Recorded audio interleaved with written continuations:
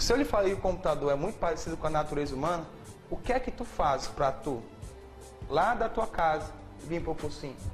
Tu usa vias. Essas vias recebem nome, ruas ou avenidas. Aqui também temos vias para que os dispositivos troquem informação.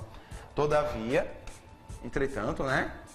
Essas vias, que são fios metálicos de condução, não serão chamados de ruas, tampouco avenidas. O nome desses fiozinhos nós conhecemos como barramentos. Então, vamos dar uma definição aqui para ti. O que são barramentos, Carlos? Barramentos são vias por onde trafegam as informações, certo? Então aqui tem um conjunto de vias para trafegar informação. Esses fiozinhos metálicos vão fazer com que o processador consiga então conversar com a memória, que a memória então possa trocar um dado com a placa de vídeo, e aí vale uma outra observação. Eu morei aqui na minha cidade, eu morei num bairro chamado Cocó por muito tempo. E quando eu vinha para cá, para o cursinho que eu trabalho, eu pegava uma avenida chamada Avenida Engenheiro Santana Júnior. Gente, ela passou um ano, posso falar agora, até agora, 2010, ela passou um ano engarrafada. Eu lembro que aqui na minha cidade as distâncias não são tão grandes assim, apesar de ser uma grande metrópole. Mas eu lembro que eu ficava só nessa avenida meia hora, 30 minutos. É muito tempo aqui para nós, passar esses 30 minutos dentro de uma avenida. Eu procurava pensar sempre no lado positivo, pelo menos ter um sinal, porque se não tivesse um sinal seria um caos total. Aqui, gente, é o mesmo esquema. Aqui o trânsito é muito caótico. Alguém precisa controlar esse trânsito, alguém precisa controlar essa troca de informação, e é que tá. Os teóricos da computação pensaram, rapaz, a forma que nós temos de controlar esse fluxo é colocando um conjunto de chips. Esse conjunto de chips, dentre outras coisas, vai controlar esse fluxo aqui. E ele recebe o nome de chipset. São dois chips para controlar o fluxo de informação que passa aqui por essa placa. Deixa eu só fazer um comentário. Vou puxar aqui uma alça, uma setinha. Ó. Chipset. Pegando aqui para o português, você teria a ideia de conjunto de chips. Certo? Um conjunto de chips nós conhecemos como chipset. Já vi Zaf perguntar quantos chipsets tem na placa-mãe. Só tem um. Você só tem um conjunto. Tu quer fazer uma analogia? Tu pensa assim, ó. Quantas bandas titãs, quantas bandas Paralamas do Sucesso existe aqui no nosso país? Teoricamente uma banda Titãs, teoricamente uma banda do Paralamas, sendo que a banda Titãs, essa uma banda tem 5 membros, 5 músicos. Esse chipset, esse um chipset é formado por dois chips. Um que nós chamamos de ponte norte, é o maiorzinho, e o outro que nós chamamos de ponte sul. Mas nós não vamos aprofundar neste caso. Se você quiser aprofundar, você pode pegar material na internet sobre o concurso. Tem livros muito bacanas também para você ler, tá certo? Eu gosto muito do livro do João Antônio, é um livro muito legal. Ana Lúcia Castilho, tá certo? Jadier França, são bons livros também para você estudar, certo? E eu recomendo também a nossa apostila aqui do Master Concurso. A minha apostila aqui de informática também é uma apostila muito bacana. Mas enfim, vem cá. Dessa maneira, o que é que nós concluímos junto? Vem aqui comigo, Theo. Que a placa-mãe tem dispositivos para receber outros dispositivos, ou seja, tem caixas, fendas. A placa-mãe também é composta por barramentos, que são vias para trafegar informação. E, por fim, o chipset. O chipset, você pode reparar, é um componente muito importante. Já vi também perguntar se o componente mais importante do computador, perdoe-me, da placa-mãe, é o processador. Repara, o componente mais importante da placa-mãe não pode ser o processador, porque o processador não é nativo à placa-mãe. O processador não vem junto com a placa-mãe. O que vem é um slot e você encaixa o processador. Como eu comentei há pouco tempo nesse desenho aqui, que a gente viu no lado esquerdo aqui do quadro, pelo menos no meu aqui. Repara, carinhos, o componente mais importante da placa-mãe é esse rapaz, ó. É o chipset.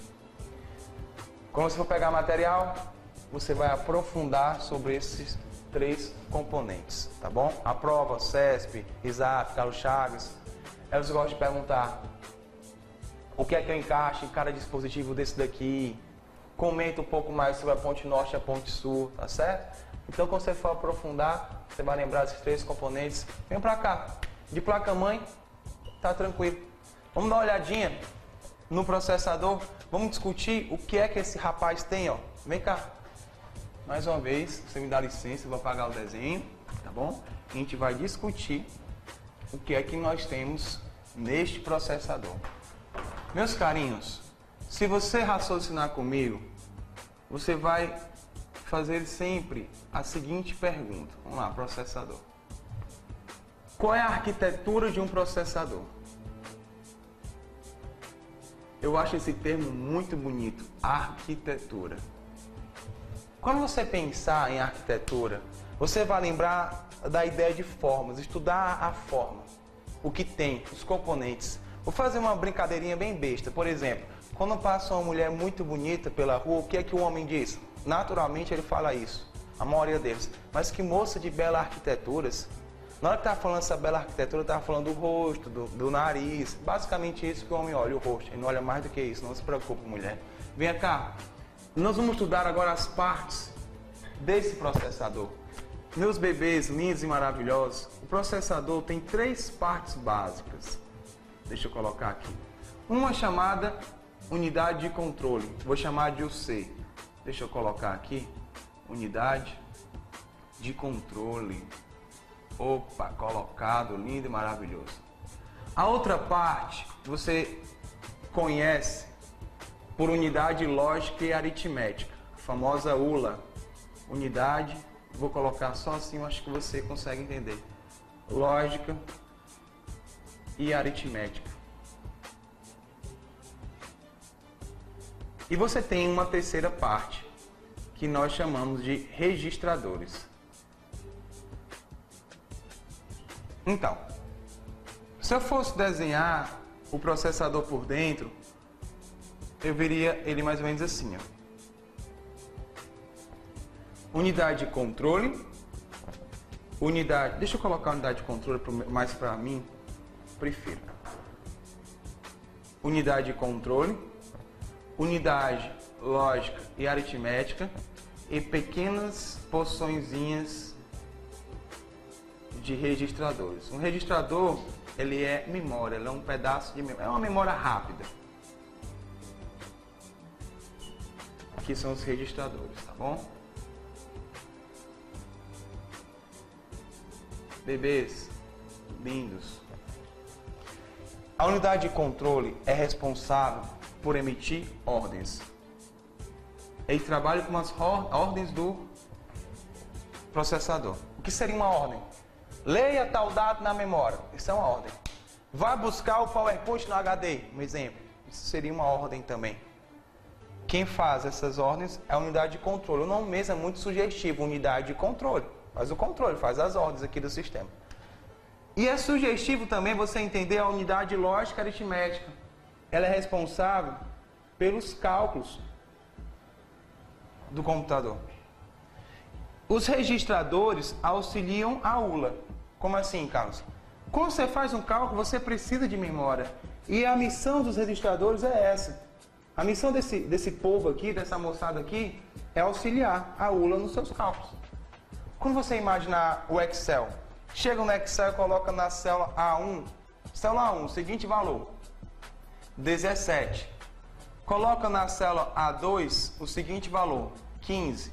E coloca na célula A3 o valor de A1 mais A2. Quando você colocar essa pequena fórmula, o Excel vai dar o retorno da soma de 15 mais 17. Algumas pessoas pensam que é o Excel quem faz esse cálculo. Não é ele quem faz. Quem faz esse cálculo aqui é o processador.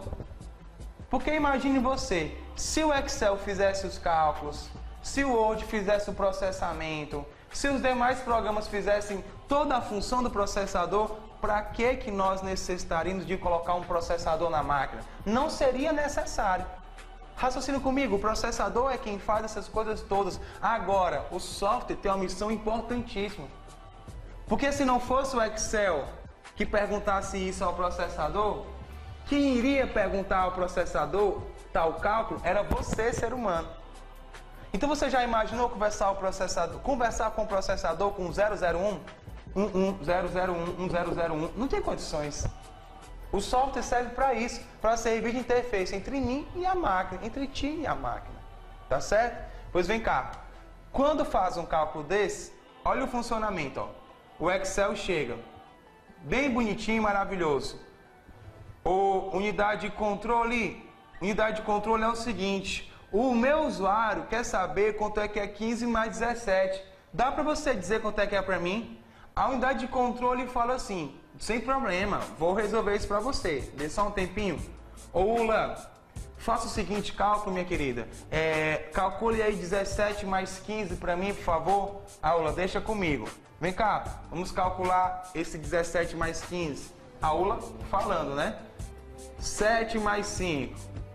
7, 8, 9, 10.